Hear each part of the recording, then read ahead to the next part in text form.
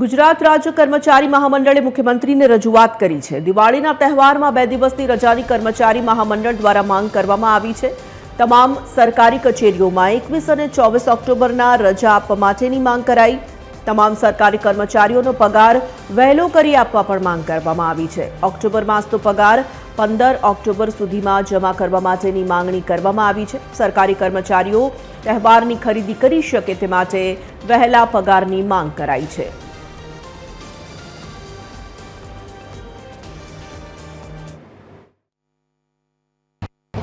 રાજ્યના કર્મચારીઓનું દર મહિને 1993ના જે સરકારનો ઠરાવ છે તે મુજબ પહેલી, બીજી અને ત્રીજી તારીખે પગાર થતા હોય છે, પરંતુ આ વર્ષે દિવાળી 20થી લઈ અને 23 તારીખના સમયગાળા દરમિયાન દિવાળીનો તહેવાર હોય, વચગાળાનો સમય છે, એટલે કર્મચારીઓનો પગાર જે પહેલી તારીખમાં થયો હોય તે વપરાઈ જતો હોય છે। તેવા સમયગાળામાં કર્મચારીઓ પોતાના પરિવાર માટે ખરીદી કરી શકે તે હેતુથી ગુજરાત રાજ્ય કર્મચારી મહામંડળે સરકારમાં રજૂઆત કરી છે।